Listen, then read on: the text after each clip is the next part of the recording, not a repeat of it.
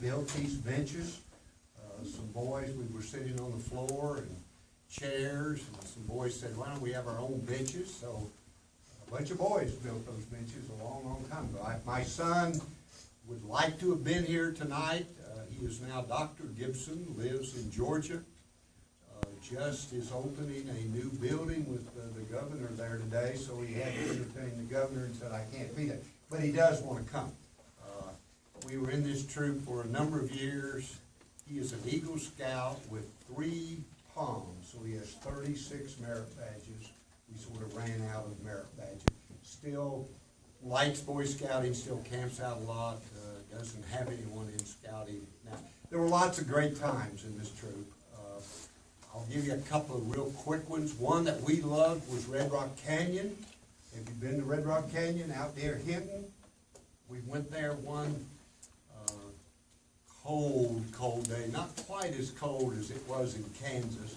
We had an ice storm that night, froze the tents, the cars, everything to the ground. The food was frozen. We couldn't get cars in, and it's right up a hill. That was the day we hiked to Queen Mary. Have you gone to Queen Mary, to Rock Mary? Have you hiked to that from there? If you ever go out toward Clinton and you look off to the south, there's a huge rock down there called Rock Mary. And one of these patches will be for the Rock Mary that we hiked that day.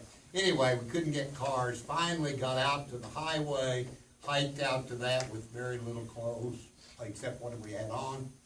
And we were prepared, we thought, but the boys still remember the day we went to Red Rock Canyon and got frozen. Have you been to Philmont? Yeah. If you haven't, you've got to go. Do you know why the tail is over my shoulder?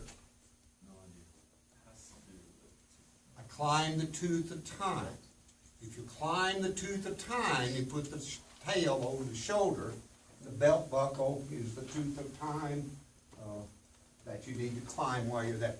Go there. It's an unbelievable experience given to the Boy Scouts. When you go by a filling station that says Phillips 66, it's that Phillips that gave the Boy Scouts all of that tremendous land out there. So try to go to Philmont. The other thing I would encourage you to do would be to go to the Jamboree. See the patch on the back? 1973. I assume we still have them every 4 years or so? Yes. Go to those. We went to one, and one quick story. We had a big Santa Fe type bus with 50 scouts on it. Pictures over there somewhere. Stayed at the Air Force Academy. In the dorms there where the Air Force people go. Then we stayed at a camp for the Air Force in Wyoming. So on our way up to Idaho, we kept seeing these birds running, flying around, pretty good sized bird, bigger than a chicken. And the boys kept saying, what kind of bird's that? What kind of bird's that? Well, every time we stopped, you couldn't find any of those birds. We're going about 70 miles an hour up the interstate. One of those birds found us. Came right through the windshield, clear into the bus. What the boys never forget is the bus driver just kept driving and said, well, there's one of those birds, boys. We were scared to death. Didn't bother him at all. We drove the rest of the way to Jamboree with a big old hole in the front of that bus, and the bird, which we did pick up, killed that bird, as you might have guessed. But we got to see what kind it was. Unusual. But go to Jamboree. That's a great experience. Well, let me tell you one of my favorite stories that we used to use at the Scoutmaster's Minute. For the Scoutmasters, let me give you one little bit of wisdom.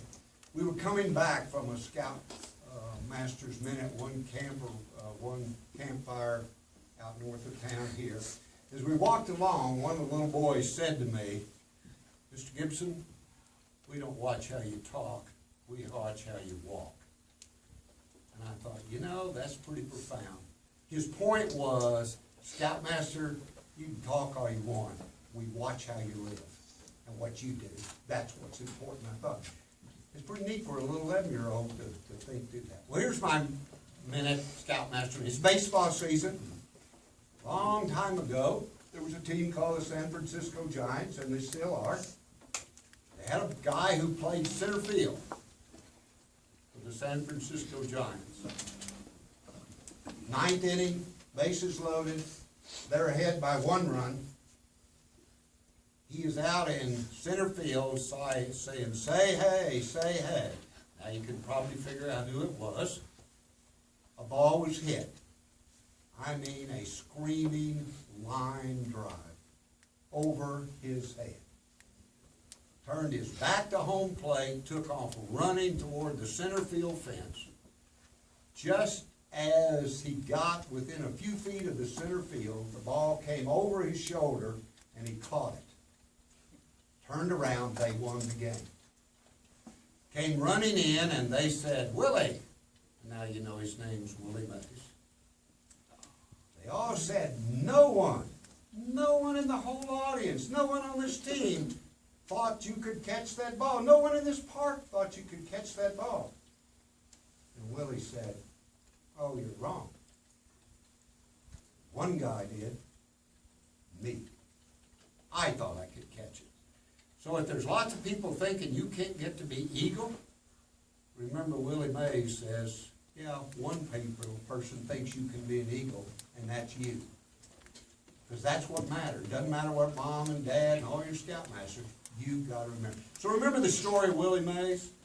He thought he could catch it when no one else could. So you need to always think you can do it if you can. Well, thanks for inviting me. I enjoyed coming. What a great treat to see that it's still going.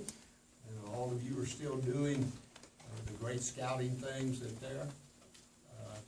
I used to admit people to the University of Oklahoma in my master's program. One of the things I looked on your application, were you an Eagle Scout? I used to hire lots of people at Southwestern Bell. I always looked, are you an Eagle Scout? You know what being an Eagle Scout told me?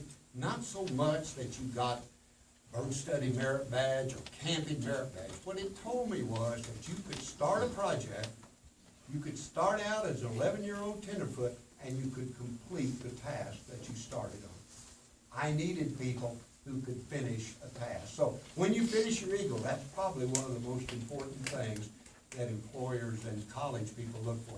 Can you finish the race that you started? So hopefully, well, there's a lot of lives up here that soon will have another big Eagle Scout. Thank you very much. I appreciate your time and